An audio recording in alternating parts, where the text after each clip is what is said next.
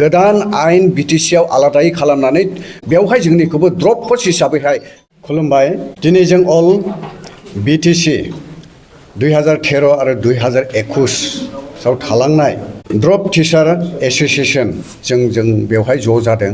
जोंखौ 2017-18 आयेन मथे जोंखौ आसाम सरकारा ड्रप खालामनानै गालांदों। गंसे फरायसालियाव एमइ स्कुलाव 6.1 6 फोरोंगिरि आरो सासे सुखिदारखौ लानानै 6+1 जायो। एलपिआव 3निफ्राय 4सिम जायो। बेवहाय एलपिआव 2सोल' होनानै 2सो गालांबाय एबा सासे गालांबाय आरो एमइ फरायसालियाव बेबायदि 3 गालांजोब्बाय। दा आयेन मथे जोंखौ गालांनायलाय जोङो जोबोद दुखित।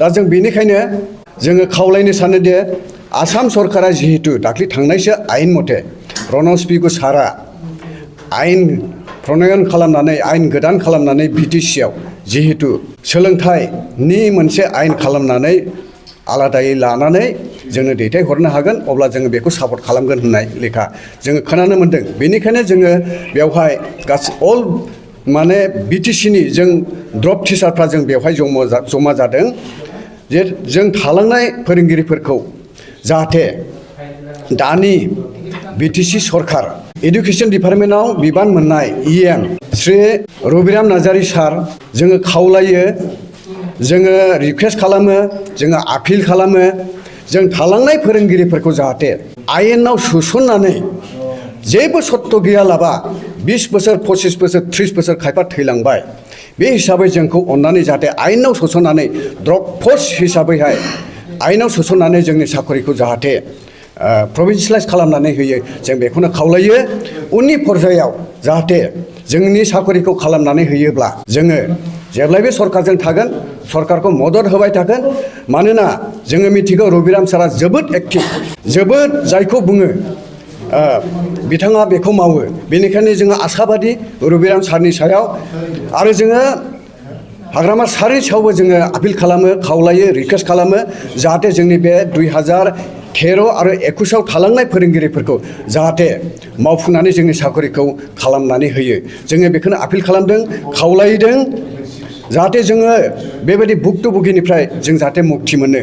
मानोना जोङो गोलाव बोसोर खायसेखौ गंसे फरायसालिनिफ्राय 3खौ ओंखाम जाहोनानै 3खौ फोराननाय, बेखौहाय जोङो जोबोद दुखु मोनदों। बेबायदिब्ला इन्डियान कनस्टिटिउसननिबो बे जायाखै, हिउमेन राइटआव गोलैयाखै। बेनिखायनो जोङो मावफुंगोन होननानैहाय जोङो आसा खालामदों, आसा फारिदों। जोङो बेखौनो जोङो बेवहाय ज' जानानै all BTC drop teacher association LP ME 2013 आरो 2021 थालांनाय फोरोंगिरिफोरखौ जाहाथे प्रभिन्सियेलाइज खालामो जोंनि पस्टखौ बिना सर्ते जों बेखौनो खावलायबाय। जोङो रबिराम सारनोबो मेम'रेन्डाम होबाय, गोबां सावरायबाय आरो गुबुनजोंबो गोबां सावरायबाय। ओरैनो बावैसो जोङो डाटाखौबो होखादों रबिराम सारनो। रबिराम सारा फरवार्ड खालामनानै हरदों जागोन होननानै। दा जों बेनिखायनो आसा खालामदों। जायाबाथ' जों माबा मोनसे बेबस्था लानांगोन। बेखौथ' अल्टारनेटिभ बियो फैगोन। बेथ' टेटनि बिसयसो बुंदों, जोंनि थालांनाय बिसयखौ बुङाखै, ड्रप पस्टनि बाथ्रा फैयाखै बेहाय। बेनिखायनो जोङो सानदों जे दानि जि आयेन खालामबाय थादों, आयेननि मोनसे गोदान आयेन खालामनो आसाम सरकारा हरदों।